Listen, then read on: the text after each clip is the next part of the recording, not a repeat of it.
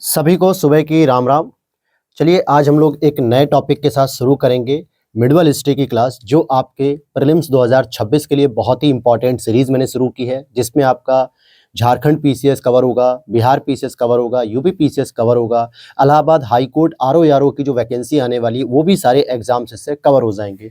ऐसा मैं इसलिए कह रहा हूँ क्योंकि ये जो परिणाम नोट्स की सीरीज है दोस्तों, हर बार मैं वीडियो में बताता हूँ, लेकिन बहुत सारे बच्चे ऐसे होते हैं जो नए ऐड होते हैं चैनल पे, नए पहली बार जोड़ते हैं, तो उनको बताना जरूरी होता है। ये घटनाचक्र पूर्वालोकन का जो लेटेस्ट एडिशन आया हुआ है मार्केट में, जो मोटी मोटी बुकें होती हैं 6 से 7 वॉल्यूम में, उसी को इन शॉर्ट करके हम लोग तैयार करते हैं हैंड रिटन नोट्स के माध्यम से। इससे एक बेनिफिट तो ये होता है कि आप लोग घटनाचक्र पूर्वालोकन की बुक नहीं भी पढ़ते ना, तो भी उसकी कंप्लीट तैयारी इन नोट्स के माध्यम से आपकी हो जाती है। सारे पॉइंट्स कवर हो जाते हैं आपका, जिससे आपको एक कॉन्फिडेंस आता है कि हाँ मैं घटनाचक्र पढ़ के जा रहा हूँ। और घटनाचक्र एक ऐसी सोर्स है जहां से प्रीलिम्स एग्जाम्स का लगभग 50 to 60% क्वेश्चन वहां से क्रैक हो जाता है जीएस का, चाहे वो हिस्ट्री हो, पॉलिटी हो, ज्योग्राफी हो, साइंस हो, एनवायरमेंट हो, सभी कुछ यहाँ से कवर होता है। आप यहाँ पर देख सकते हो प्रीलिम्स 2026 के साथ 27 के लिए भी ये नोट्स बहुत ही हेल्पफुल है, चाहे यूपी पीसीएस हो, बिहार पीसीएस, एमपी, राजस्थान या फिर अदर स्टेट जैसे छत्तीसगढ़ हो गया, झारखंड हो गया, ये सभी। और अगर आप इसकी हैंड रिटन नोट्स को परचेस करना चाहते हैं तो हमारी इस पीडीएफ को आप यहाँ से परचेस कर सकते हैं। ध्यान दीजिएगा, पीडीएफ ओनली हिंदी मीडियम में है और केवल आपको पीडीएफ ही मिलेगी, कोई हार्ड कॉपी नहीं दी जाती है। तो चलिए शुरू करते हैं आज की इस क्लास को। और मैं आपको बता दूं कि जो हमारे पुराने व्यूअर्स हैं उनको पता है कि हमने पूरे सब्जेक्ट कवर कर दिए थे, केवल इकोनॉमी बची हुई थी। इकोनॉमी को मैंने बजट आने का वेट किया था, बजट भी आ गया, इकोनॉमी सर्वे भी आ गया, और कल रात 2 बजे के आसपास मैंने टेलीग्राम पे अपडेट दे दी थी कि इकोनॉमी के भी नोट्स कंप्लीटली तैयार हो चुके हैं, तो वो स्टूडेंट भी जाके ले सकते हैं मेरी टीम से। चलिए आज शुरू करते हैं। हमारा जो टॉपिक था भक्ति और सूफी आंदोलन, यहाँ से हमें शुरू करना है। भक्ति और सूफी आंदोलन जो मिडवल हिस्ट्री के दौरान उत्तर भारत में बहुत प्रचलित हुआ। हालांकि प्राचीन भारत में जो अलवार संत थे, नैनार संत थे, इनके द्वारा भक्ति आंदोलन का कहीं ना कहीं प्रचार किया जा रहा था दक्षिण भारत में, जो 8वीं 9वीं 10वीं शताब्दी के आसपास था। लेकिन धीरे धीरे जो है कि उत्तर भारत में मध्यकालीन जब साम्राज्य स्थापित हो गया था, यानी मुस्लिम साम्राज्य स्थापित हुआ, उस दौरान जो मुस्लिम धर्मगुरु थे, उनके बाद जो मुस्लिम भक्ति करने वाले जो संत थे, जिनको हम सूफी आंदोलन के अंतर्गत पढ़ेंगे, और जो हिंदू या सनातन धर्म से संबंधित जो संत थे, कवि थे या भक्ति करने वाले भक्त थे, उनको हम लोग भक्ति आंदोलन में पढ़ते हैं। तो सबसे पहले मैंने कहा कि भक्ति आंदोलन को दक्षिण के वैष्णव संप्रदाय, जो अलवार संत थे और शैव नैनार संतों ने प्रसारित किया। देखो कई बार ये प्रश्न पूछा जाता है कि अलवार संत किस धर्म को मानते थे, यानी किस देवता को, तो वैष्णव धर्म को मानते थे, अर्थात भगवान विष्णु को पूजते थे। और जो नैनार संत हैं ये शैव धर्म को पूजते थे, अर्थात भगवान शिव को। कई बार बच्चे इसमें ट्रिक नहीं लगा पाते कि आखिर में सर कौन सा सही होता है, तो सामान्य सा एक ट्रिक लगाओ। नयनार का मतलब होता है नयन, और नयन मतलब तीसरी आंख जो भगवान भोलेनाथ की होती है, इसीलिए हम शैव धर्म से संबंधित इसको कर सकते हैं। और फिर बचा हुआ जो दूसरा पार्ट होता है अलवार, वैष्णव धर्म से हो जाएगा। यहाँ पर भागवत पुराण के अनुसार भक्ति द्रविड़ देश में जन्मी, कर्नाटक में विकसित हुई। यानी भागवत पुराण ऐसा कहता है कि द्रविड़ देश, जो तमिलनाडु वाला जो रीजन आता है, केरल तमिलनाडु का जो रीजन होता है, यहाँ पे जो है कि भक्ति का विकास हुआ, वैष्णव संप्रदाय का विकास हुआ, मतलब अलवार का, नैनार का। लेकिन धीरे धीरे उसका जो फलना फूलना विकसित स्वरूप था वो कर्नाटक में होने लगा। भक्ति आंदोलन का सूत्रपात दक्षिण भारत में 8वीं सदी में एक महान दार्शनिक थे जिनका नाम था शंकराचार्य। और इन्हीं शंकराचार्य ने पूरे भारत में चारों दिशाओं में 4 पीठ की स्थापना की थी। जैसे द्वारका में हो गया, ठीक है, पूरब में हो गया, सॉरी पश्चिम में हो गया, इसी तरीके से पुरी हो गया पूरब में उड़ीसा का। तो ऐसे करके इन्होंने चारों दिशाओं में बनाई थी। जैसे दक्षिण भारत में श्रृंगेरी हो गया। तो कुल मिला के 8वीं सदी के दौरान शंकराचार्य जी ने इसका जो है कि सूत्रपात किया भक्ति आंदोलन का। भक्ति आंदोलन का फिर पुनर्जन्म होता है 15वीं और 16वीं सदी में हुआ, जो उत्तर भारत में ज्यादा विकसित हुआ। उत्तर भारत में यहाँ आपको मीरा देखने को मिलेंगी, रैदास देखने को मिलेंगे, कबीर देखने को मिलेंगे, नानक देखने को मिलेंगे, बहुत सारे ऐसे साधु संत मिलेंगे जो भक्ति आंदोलन को पुनर्जीवित करते हैं। और 15वीं 16वीं सदी ये वो सदी है जिस दौरान इस्लाम धर्म या फिर मुगल शासन या दिल्ली सल्तनत कह सकते हो, इनका वर्चस्व एकदम बढ़ चुका था। और ऐसे में जनता के दुखों को कम करने के लिए एक भक्ति आंदोलन की नई धारा निकलती है। और उसी समय केवल हिंदू ही नहीं बल्कि इस्लाम में मानने वाले लोग भी जब अपने शासकों से प्रताड़ित थे, तो उसी दौरान एक सूफी आंदोलन की भी धारा बहुत तेजी से पनपती है भारत में। तो यहाँ पर बुद्ध और मीराबाई के जीवन दर्शन में मुख्य साम्य यह है कि दोनों ने संसार को दुखपूर्ण माना था। अच्छा, एक स्टेटमेंट दे दिया था कि मीराबाई जो कि भक्ति आंदोलन से संबंधित है, बुद्ध महात्मा बुद्ध जो 6ठी शताब्दी ईसा पूर्व आते हैं, हजारों सालों का अंतर, लेकिन फिर भी इन्होंने एक बेसिक अंतर माना कि संसार दुखमय है, यानी संसार में अगर आप जीवित रहते हो तो आपको दुखों का सामना करना पड़ेगा। खुशी एक दो पल की आएगी, लेकिन दुख लंबे समय के लिए आता है और यही जीवन का संघर्ष होता है। हम अपने दुखों को कम करने के लिए ही पूरे जीवन भर संघर्ष करते रहते हैं। कोई व्यक्ति किसी व्यक्ति से उसका धर्म, संप्रदाय या जाति न पूछे, ये कथन रामानंद जी का था। ये कथन किसका था? रामानंद जी का था। सभी भक्ति संतों के मध्य एक समान विशेषता यह थी कि उन्होंने अपनी वाणी को उसी भाषा में लिखा जिसे उनके भक्त समझते थे। बिल्कुल सही बात है। अगर मैं जैन धर्म और बौद्ध धर्म में लोकप्रियता का एक अंतर करना चाहूं तो आपको मैंने एंशिएंट पीरियड में बताया भी था कि जैन धर्म ने जो मुख्य रूप से भाषा ऐसी प्रयोग की थी, या संस्कृत का प्रयोग कर लिया या अर्धमागधी का प्रयोग किया, जिसको आम जनमानस जो अशिक्षित था, पढ़ा लिखा नहीं था उस दौर में, उसको ये भाषा कम समझ में आती थी, इसलिए क्लिष्ट लगता था, जटिल भाषाएं लगती थी और इस वजह से ही जैन धर्म के फॉलोअर्स कम रहे। कंपैरिजन अगर हम बौद्ध धर्म से करते हैं कंपैरेटिवली, तो बौद्ध धर्म ने आम भाषा को प्रयोग किया, जो पाली भाषा थी, प्राकृत भाषा थी, जो आम जनता आराम से उनके विचारों को, उनके दर्शन को समझ पाती थी और इस वजह से बौद्ध धर्म के साथ ज्यादा जुड़ा हुआ जनता का। ठीक वही चीज यहाँ पर भी ये कहा गया कि जो भक्ति आंदोलन किया गया, चाहे वो अवध के अगर क्षेत्रों में किया जा रहा था तो अवधी भाषा का प्रयोग किया गया। जैसे वहां पे सीतापुर, अयोध्या, फैजाबाद, लखनऊ, बाराबंकी, सुल्तानपुर, इस क्षेत्र के लोगों ने इन भाषा को समझा क्योंकि उनकी लोकल लैंग्वेज थी, क्षेत्रीय भाषा थी और इसमें जब भक्ति का ज्ञान दिया गया, गुण दिए गए, उपदेश दिए गए, तो लोगों ने आराम से उस चीज को समझ लिया और उसको डाइजेस्ट किया। और इसी तरीके से पूर्वी भारत की बात करेंगे तो भोजपुरी का प्रयोग किया गया, ऐसी पश्चिमी भारत में खड़ी बोली का प्रयोग किया गया। तो कुल मिला के उन्होंने उसी वाणी का प्रयोग किया जिसको भक्त आसानी से समझ सकते थे। अब भक्त उस समय कोई इंग्लिश मीडियम के स्टूडेंट तो थे नहीं भाई, अपनी क्षेत्रीय भाषा में बात करते थे, तो इसलिए उन्होंने इस भाषा का ही प्रयोग किया।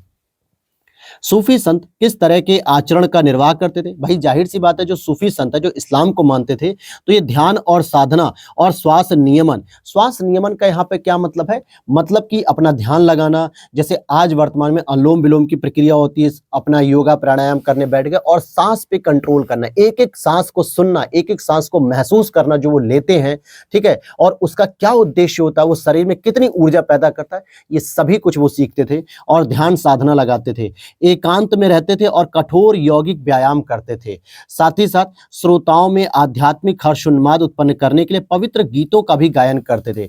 सूफी संतों में एक ये बहुत ही महत्वपूर्ण माना जाता है। सूफी संत क्या कहूं मैं, भक्ति आंदोलन भी कह दूं, अगर मध्यकालीन भारत के दौरान 14वीं 15वीं शताब्दी में, इस दौरान जो संत थे, सूफी संत या भक्ति संत, उन्होंने ये माना कि अगर केवल हम प्रवचन देंगे, केवल हम उपदेश देंगे तो हो सकता है आम जनमानस को ये थोड़ा कम समझ में आएगा, लेकिन अगर हम उसे गीतों के साथ पिरोएंगे, भक्ति के साथ पिरोएंगे, थोड़ा संगीतमय बनाएंगे तो ज्यादा आनंदमय होगा और ज्यादा आराम से सुनाई देगा और समझ में आएगा। क्योंकि कहते भी है ना कि आप अगर किसी भी तनाव की स्थिति में हैं तो अपने मनपसंद संगीत को सुन लीजिए, वो आपका संगीत जो है वो आपके रोम रोम में जो है कि सारी समस्याओं का समाधान कर देगा और आपकी बॉडी और आपका माइंड एक फ्रेश अप फील करेगा। तो संगीत में वो जादू था। इसी वजह से आप देखोगे मध्यकालीन भारत के दौर में बहुत सारे संगीत वाद्य यंत्रों का निर्माण हुआ, ठीक है, बहुत सारे संगीत वाद्य यंत्रों का निर्माण हुआ, ये भी एक कारण था। अच्छा, एक असम का एक क्षेत्र है जिसे हम कह सकते हैं कामरूप, जो असम राज्य में स्थित है। वहां पर वैष्णव धर्म को लोकप्रिय बनाने का कार्य शंकर देव ने किया और एकेश्वरवाद उनके धर्म का मूल उद्देश्य था। वे कृष्ण या विष्णु को अपना अभिष्ट मानते थे।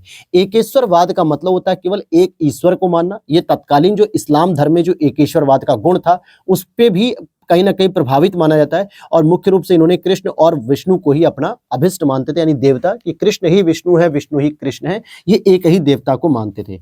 तो अगर आपसे पूछा जाए कि असम के रीजन में या कामरूप के क्षेत्र में किसने वैष्णव धर्म का प्रचार प्रसार किया, तो शंकर देव ने। और शंकर देव ने इसके प्रचार के लिए एक सत्रिया नाम का जो है कि संगीत या नृत्य भी निकाला था, सत्रिया नाम का। ध्यान देने वाली बात यह है मेरे दोस्त कि मैंने यहाँ पर आपको बताया था शंकराचार्य ये अलग हैं और शंकर देव अलग हैं, दोनों में कंफ्यूजन नहीं होना चाहिए। असम एवं कूच बिहार में वैष्णव धर्म का प्रवर्तन शंकर देव के द्वारा ही किया गया। रामानुजाचार्य की बात करें, ये कई बार प्रश्न आता है, रामानुजाचार्य, वल्लभाचार्य, शंकराचार्य, कि किसने अद्वैतवाद दिया, किसने विशिष्ट द्वैतवाद दिया, किसने द्वैताद्वैतवाद दिया। ये प्रीलिम्स के पीसीएस पेपर में आप देखोगे 3 से 4 बार पिछले 5 सालों में आ चुका है, चाहे समीक्षा अधिकारी की परीक्षा हो, चाहे पीसीएस की परीक्षा हो, चाहे जीआईसी एलटी ग्रेड की परीक्षा हो, तो ये पूछा जाता है। तो रामानुजाचार्य ने विशिष्टाद्वैत से संबंधित, इसका अर्थ होता है ब्रह्म अर्थात ईश्वर अद्वैत होते हैं, हुए भी जीव तथा जगत की शक्तियों द्वारा विशिष्ट है। कहने का मतलब हो गया रामानुजाचार्य का जो सिद्धांत है वो कौन सा सिद्धांत है? विशिष्टाद्वैतवाद है। तो इन्होंने कहा कि जो ब्रह्म होता है, जो ईश्वर होता है, वो अद्वैत होते हैं, द्वैत नहीं अद्वैत होते हैं, जो जीव तथा जगत की शक्तियों द्वारा विशिष्ट होते हैं। और ये वैष्णव आचार्य थे, वैष्णव धर्म को मानते थे और सगुण ईश्वर की उपासना भी करते थे, यानी निर्गुण नहीं सगुण ईश्वर की उपासना करते थे। इसीलिए भगवान विष्णु को ये अपना आराध्य मानते थे। इसी तरीके से एक और भक्ति संत वल्लभाचार्य जी का नाम आता है और इनका संबंध शुद्धाद्वैतवाद से। अब यहाँ पर क्या है, आपको दोनों याद रखना है। जब रामानुजाचार्य की बात करेंगे तो ये विशिष्टाद्वैतवाद से, वल्लभाचार्य की बात करेंगे तो शुद्धाद्वैतवाद से है। अब देखो बहुत सारे बच्चों को इसमें कंफ्यूजन हो सकता है कि सर अभी एक दो और आगे हम पढ़ेंगे, जैसे मध्वाचार्य को पढ़ेंगे तो वहाँ उनका कुछ और सिद्धांत आता है, शंकराचार्य का अलग आता है, तो हम इसको याद कैसे करें? देखो इसको याद करने का तो एक ही तरीका है कि बार बार रिवीजन करो, या कहीं पे अपने टेबल स्टडी टेबल पर जो है कि लगा दो, स्टिकर्स बना दो, वॉल पे बना दो, किसी भी तरीके से, या फिर अपना खुद से आप कोई ट्रिक लगा लो और उस ट्रिक के माध्यम से इसको तैयार करो, लेकिन तैयार करना जरूरी है। तो वल्लभाचार्य, इनका जन्म चंपारण छत्तीसगढ़ में हुआ था। छत्तीसगढ़ में चंपारण तो नहीं होना चाहिए। हाँ देखो, ये जो चंपारण है ना दोस्तों, ये रायपुर जिले के पास एक छोटा सा गांव है, उसमें हुआ था। ठीक है, हम बिहार वाला चंपारण नहीं पढ़ेंगे, हम इसकी बात कर रहे हैं। ठीक है, छत्तीसगढ़ में ही जो है। और पुष्टि मार्ग के प्रणेता थे, ध्यान देना, ये पुष्टि मार्ग के प्रणेता थे। सगुण धारा, ये भी सगुण धारा से संबंधित है, जो भगवान कृष्ण को मानते थे, और ये अग्नि के अवतार स्वयं माने जाते थे। वल्लभाचार्य को स्वयं अग्नि का अवतार माना जाता था। तो अब यहां पर आपने रामानुजाचार्य के बारे में क्या पढ़ा? पहली चीज कि वो वैष्णव आचार्य थे, भगवान विष्णु को मानते थे, या कृष्ण भी कह सकते हो, विशिष्टाद्वैतवाद से समझते थे। वल्लभाचार्य जी का संबंध जो कि शुद्धाद्वैतवाद से थे, और इनको स्वयं अग्नि का अवतार माना जाता था, और ये सगुण भक्ति अर्थात कृष्ण धारा से समझते थे, और पुष्टि मार्ग के प्रणेता थे। यही सब प्रश्न आपके प्रीलिम्स में बनते हैं डायरेक्ट। निम्बकाचार्य की बात करेंगे तो द्वैताद्वैतवाद प्रवर्तक के समर्थक थे, और इन्होंने सनक संप्रदाय से समझते थे, सनक संप्रदाय से। अब यहाँ पे कुछ दक्षिण भारत के भी कुछ संत आते हैं, जैसे तुकाराम की बात करें तो ये वरकरी संप्रदाय से समझते, रामदास की बात करें तो धरकरी संप्रदाय से, और मध्वाचार्य की बात करें तो द्वैतवाद से। अब चार प्रमुख संतों का क्रोनोलॉजी याद करो, क्या है? रामानुजाचार्य विशिष्टाद्वैतवाद, वल्लभाचार्य शुद्धाद्वैतवाद, निम्बार्काचार्य द्वैताद्वैतवाद, और मध्वाचार्य द्वैतवाद। तो ये आपका प्रश्न बनता है भाई, और ये बनता ही नहीं है, आएगा भी इस बार भी। बीजक की बात करेंगे तो ये संत कबीर के उपदेशों का संकलन है, जो कबीर पंथी संप्रदाय को मानने वालों का पवित्र ग्रंथ है। अब बीजक के बारे में तो मैं मान के चल रहा हूं कि मैक्सिमम बच्चों को पता हो, क्योंकि सभी बच्चे ग्रेजुएशन करने से पहले 12th और 10th पढ़ते ही हैं, और 12th 10th में हमको बार बार कबीर के दोहों से, बार बार कबीर की कविताओं से, पंक्तियों से परिचित कराया जाता है, और वहीं पर हमने पढ़ा है साकी सबद रमैनी वाला जो कॉन्सेप्ट है, और बीजक का जो कॉन्सेप्ट है। किस भक्ति संत ने अपने संदेश के प्रचार के लिए सबसे पहले हिंदी का प्रयोग किया? तो भैया रामानंद ने किया। क्यों? क्योंकि सगुण धारा से संबंधित तो थे ही थे, और इनका जन्म जब 1299 ईस्वी में प्रयाग यानी इलाहाबाद में हुआ है, तो इलाहाबाद की जो क्षेत्रीय भाषा थी वो थोड़ी हिंदी भाषा की थी, तो इसलिए उन्होंने क्षेत्रीय भाषा का प्रयोग करके ही प्रचार प्रसार किया। रैदास का जन्म कहाँ हुआ? रैदास को ही भगवान रविदास भी कहा जाता है, गुरु रविदास भी कह सकते हो, जो अनुसूचित जाति जनजाति के लोग इनको ज्यादा मानते हैं, क्योंकि ये अनुसूचित जाति समय थे। हालांकि ये मेरा संयोग या मेरी किस्मत कहूंगा कि जब मैं बीएचयू में पढ़ाई कर रहा था, तो एक बगल में गांव है जहां पे इनका जन्म हुआ था, सीर गोवर्धनपुर। ज्यादातर वहां पे यादव परिवार रहते हैं, तो वहीं पर इनका मंदिर है, और वहां हर साल इनके जन्मोत्सव पे करीब करीब 1 महीने तक पूरी झांकी की व्यवस्था चलती है। पूरे भारत से लोग आते हैं झांकी लेकर, और बहुत बड़े पंडाल में, बहुत बड़े का मतलब कम से कम जो है कि आधे किलोमीटर के पंडाल को पूरा कवर किया जाता है। खेत वगैरह वहाँ पे है, उसमें भोजन की व्यवस्था होती है, झांकी की व्यवस्था होती है, और बहुत सारे पंजाब से लोग आते हैं। पूरा जो है कि झांकी वगैरह पूरी बहुत ही मतलब भव्य व्यवस्था चलती है। तो काफ़ी अच्छा जो है कि मेरा वहाँ का एक्सपीरियंस है। जब भी वहाँ पे भंडारे की जब ये व्यवस्था होती है, तो सुबह शाम हम लोग ज़्यादातर अपने दोस्तों के साथ वहीं जाकर खाना ग्रहण करते थे, और प्रसाद के रूप में मिलता था। तो रैदास जी जो कि वाराणसी में जन्मे थे, और तुलसीदास ये चित्रकूट, कुंभनदास ये ब्रजभूमि यानी मथुरा का रीजन। अब कबीर जो है रामानंद के 12 शिष्यों से प्रमुख थे, मतलब 12 शिष्यों में से प्रमुख थे। देखो रामानंद के ना 12 शिष्य हुआ करते थे, जिसमें धन्ना थे, कबीर थे, जाट थे, ये सभी लोग। कबीर का जन्म एक विधवा ब्राह्मणी के गर्भ से वाराणसी के समीप हुआ था, लेकिन उसने समाज के लोक लाज की भय से उसने एक जगह पर जो है कि घाट के किनारे इनको छोड़ दिया और फिर वहीं से इनका पालन पोषण एक जुलाहा दंपत्ति नीरू और नीमा जो कि इस्लाम धर्म से समय थे, इन्होंने जो है कि इसको लिया और गोद लेकर पाल पोष के इनको बड़ा किया और बाद में कबीर बीजक के रचयिता बने। तो कबीर चौरा नाम की एक जगह भी है, ठीक है, जो सरकारी अस्पताल भी है, बनारस में इनका भी जन्म हुआ था एक तरीके से, लेकिन इन्होंने अपनी मृत्यु को स्वीकार किया मगहर में, क्योंकि ये कहते थे कि अगर आप अपने कर्म अच्छे रखते हो, मानव के प्रति जो है कि प्रेम की भावना रखते हो, तो ईश्वर की प्राप्ति आपको स्वयं हो जाएगी। जरूरी नहीं है कि आप काशी में मरेंगे या धार्मिक स्थान पे मरेंगे तभी आपको मोक्ष की प्राप्ति होगी। और इस बात को झूठ साबित करने के लिए उन्होंने अपने मृत्यु का स्थान मगहर चुना सिद्धार्थनगर में। तो वो कहते हैं ना कि काशी में भले जन्मे लेकिन हम मगहर जाके मिलेंगे, मरेंगे और वहीं मोक्ष मिल जाएगा, क्योंकि वो अपने कर्मों पे ज्यादा विश्वास रखते थे। साखी, सबद, रमैनी ये कबीर की रचनाएं हैं, परंतु धर्मदास के साथ कबीर के संवादों का जब संकलन होता है तो उसे अमर मूल शीर्षक के अंतर्गत किया जाता है। तो साखी, सबद, रमैनी, बीजक ये सभी कबीर की रचनाएं हैं, उनका संकलन है। लेकिन अगर अमर मूल वर्ड आएगा, अमर मूल जो रचना है एक तरीके से शीर्षक से संकलन, वो धर्मदास और कबीर के संवाद हैं। मलूक दास की बात करें तो ये कड़ा इलाहाबाद के संत कवि थे और इनका जन्म 1574 ईस्वी में यूपी में हुआ था। ठीक है। आदि शंकराचार्य का काल, देखो आदि शंकराचार्य, शंकरदेव की बात नहीं कर रहा असम के सत्रिया नृत्य वाले, मैं शंकराचार्य जी की बात कर रहा हूं, जो इनका जन्म 8वीं शताब्दी के आसपास हुआ था, क्योंकि इन्होंने ही तो दक्षिण भारत में सबसे पहले भक्ति आंदोलन की अलख जलाई थी। और रामानुजक का काल 1017 से 1137 तक था और चैतन्य का काल 1486 से 1533 ईस्वी तक था। गुरु घासीदास जो छत्तीसगढ़ के हैं, गुरु घासीदास जी का जन्म 1756 ईस्वी में बलौदा बाजार भाटपारा छत्तीसगढ़ में हुआ। इनके पिता महंगू दास, माता अमरौतीन थी। कबीर की बात करेंगे तो कबीर 1398 से 1518 ईस्वी तक थे और इस दौरान आपको जो जो शासक देखने को मिलेंगे तुगलक वंश में और साथ ही साथ लोधी वंश में, इनको आपको याद कर लेना है। फिर गुरु नानक जी की बात करेंगे तो यहाँ पर अगर आप देखोगे 1469 से 1539, ये भी जो है कि सिकंदर लोधी के समकालीन रहते हैं। चैतन्य की बात करेंगे 1486 से 1533 और मीराबाई की बात करें तो 1498 से 1546 ईस्वी तक। तो ये पूरा क्रोनोलॉजी भी आपको याद रखना है। शिव की प्रतिष्ठा में भारत के विभिन्न स्थानों पर 12 ज्योतिर्लिंगों की स्थापना की गई है। वो कौन कौन से 12 ज्योतिर्लिंग है, धार्मिक प्रश्न बन जाता है। जैसे केदारनाथ हो गया आपका, विश्वनाथ भगवान विश्वनाथ वाराणसी में है, वैद्यनाथ जो भगवान वैद्यनाथ की बात करें तो झारखंड में है, महाकालेश्वर उज्जैन में आते हैं, ओंकारेश्वर भी एमपी के पास ही है, नागेश्वर सोमनाथ आपके गुजरात में है, त्र्यंबकेश्वर महाराष्ट्र में हो गया, घृष्णेश्वर, भीमाशंकर, मल्लिकार्जुन और रामेश्वरम। रामेश्वरम आपके तमिलनाडु दक्षिण भारत में है। ठीक है, कमेंट करके बताइएगा अभी तक आपने कितने ज्योतिर्लिंगों के दर्शन कर लिए हैं। मैं अगर अपनी बात करूं तो मैंने अभी तक 2 या 3 ज्योतिर्लिंग के दर्शन किए, जिसमें भगवान विश्वनाथ वाराणसी में ही है हमारे होम टाउन में, और महाकालेश्वर ये मैं उज्जैन में घूम कर आया था। रामानुज के अनुयायियों को कहा जाता है वैष्णव, क्योंकि रामानुज क्या थे, यहाँ पर अगर फिर से फोकस करो, रामानुजाचार्य क्या है, विशिष्टाद्वैत से संबंधित हैं और ये वैष्णव आचार्य हैं, तो इनके फॉलोअर्स क्या कहलाएंगे, वैष्णव धर्म के कहलाएंगे। गुरु नानक जी की बात करें तो इनका जो है कि वर्तमान समय के हिसाब से बड़ा ही अलग जो है कि मतलब देखा जाए तो धार्मिक स्थल बनता है। एक स्थल इनका भारत में है और एक स्थल इनका पाकिस्तान में है, क्योंकि ये पंजाब से समय थे।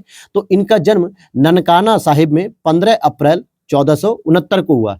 मृत्यु इनकी 1539 में डेरा बाबा नामक करतारपुर में हुआ। अब देखो ननकाना साहिब जो है वो भारत के अंतर्गत है, जहां इनका जन्म हुआ था, और जो मृत्यु हुई, जहां पर इनका निधन हुआ, डेरा बाबा नामक करतारपुर में, ये पाकिस्तान में। तो कहने का मतलब है जो पाकिस्तान के हिस्से में पंजाब आया वहां पर तो इनका निधन हुआ, और जो भारत के हिस्से में पंजाब आया वहां पर इनका जन्म हुआ। तो जाहिर सी बात है कि अब अगर आप किसी संत को मानते हैं, किसी गुरु को मानते हैं, किसी ईश्वर को मानते हैं, तो हमेशा हम प्रयास करते हैं कि उनके जन्म स्थली और उनके निधन स्थली पर हमेशा जो है कि दर्शन जाके करें। जैसे मक्का मदीना क्यों फेमस है, क्योंकि पैगंबर मोहम्मद का एक जगह जन्म होता है और एक जगह जो है कि निधन हो जाता है, मक्का और मदीना, इसीलिए हम एक साथ वर्ड यूज करते हैं। तो ठीक इनके लिए भी जब अगर किसी को करतारपुर में जाना होता है, वहां कॉरिडोर में जो है कि दर्शन करने, हालांकि वहां तक जाने के लिए अब वीजा फ्री कर दिया गया है। पिछले 3 साल पहले एक एग्रीमेंट हुआ था भारत पाकिस्तान का कि बहुत सारे जो हमारे सिख भाई लोग हैं वो जब दर्शन करने जाते तो वीजा लगता है, बहुत सारी लाइन लगती है, बहुत सारे कानूनी दांवपेच होते हैं, लेकिन अब यहां तक की यात्रा को पूरा वीजा फ्री कर दिया गया है।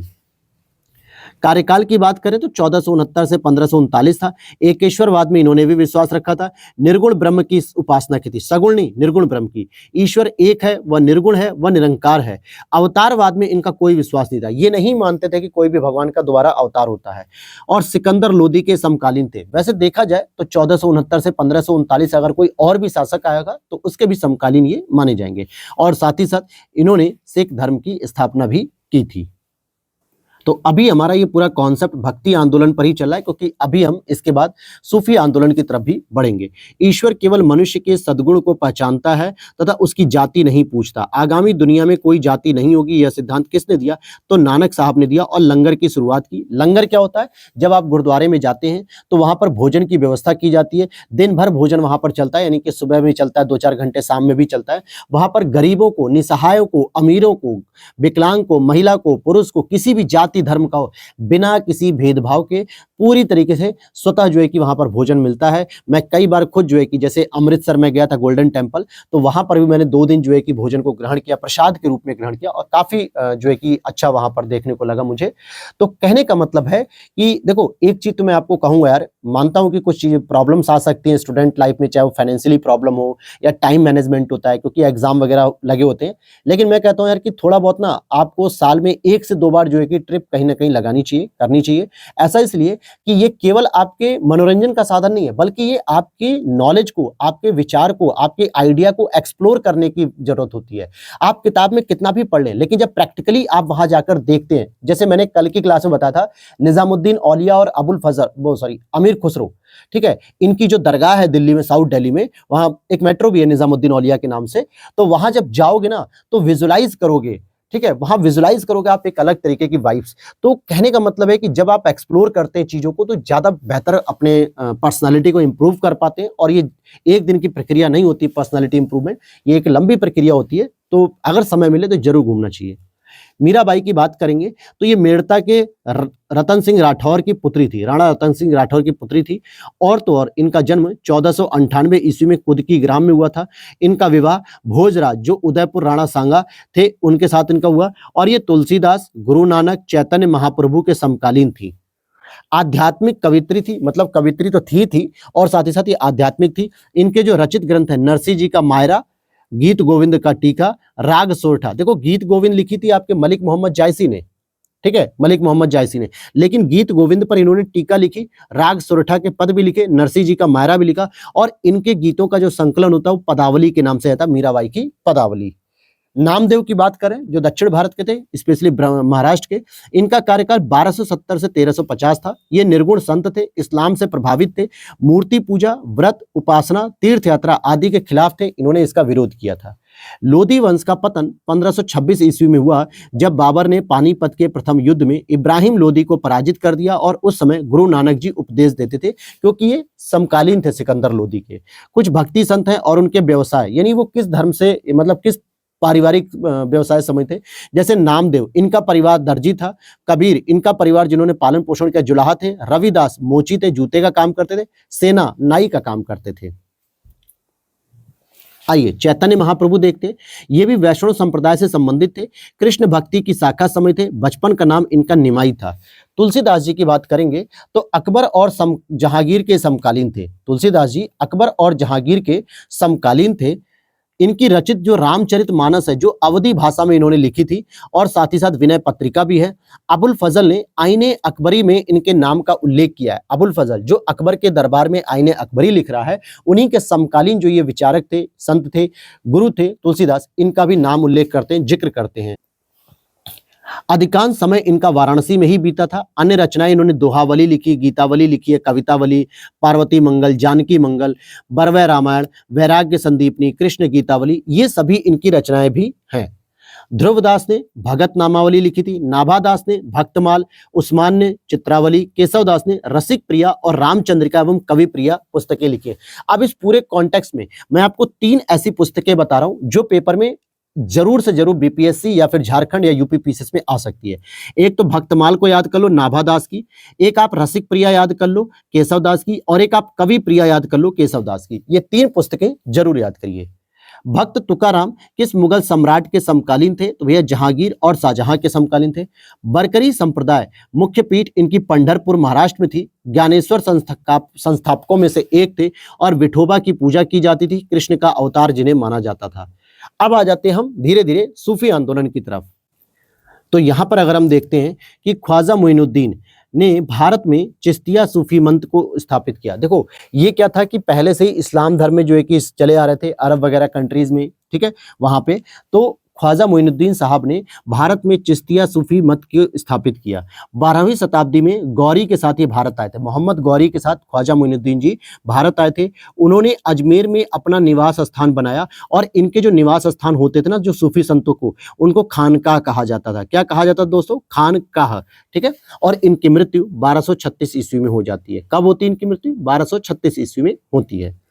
आगे बात करें तो मध्यकाल में संगीत पर संस्कृत में लिखी हुई अनेक पुस्तकों का फारसी में अनुवाद किया गया। यानी भारत के प्राचीन इतिहास में जितनी भी पुस्तकें थी संगीत पर लिखी हुई संस्कृत भाषा में, उन सभी को फारसी में अनुवाद किया गया ताकि समझा जा सके कि भारत की जो संगीत परंपरा है वो कितनी प्रभावशाली और कितनी महत्वपूर्ण रही है। आरंभिक चिश्ती सूफी संत संगीत सभाओं, जिन्हें समा कहा जाता था, इनके शौकीन थे। तो एक बार प्रश्न ऐसा आएगा कि यूपी पीसीएस में पूछा गया है कि भैया संगीत, जो सूफी संत जो संगीत सभाएं करते थे उसको किस नाम से जाना जाता था? तो समा नाम से जानते थे। चिश्तिया सूफी मत की स्थापना अफगानिस्तान में चिश्त में अबू इसाक समी चिश्ती और उनके से ख्वाजा अबू अहमद अब्दाल ने की थी। लेकिन मोहम्मद गौरी के साथ जब ख्वाजा मोइनुद्दीन चिश्ती साहब भारत आए थे तब ये चिश्तिया संप्रदाय भारत में आया।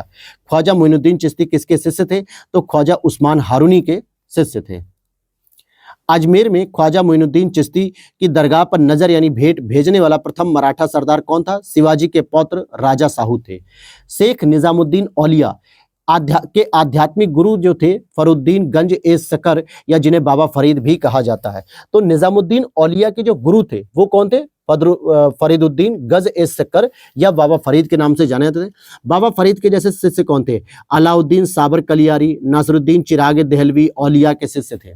नासरुद्दीन चिराग देहलवी औलिया के शिष्य थे। औलिया जी की दरगाह दिल्ली में है और इनकी मृत्यु 1325 ईस्वी में होती है।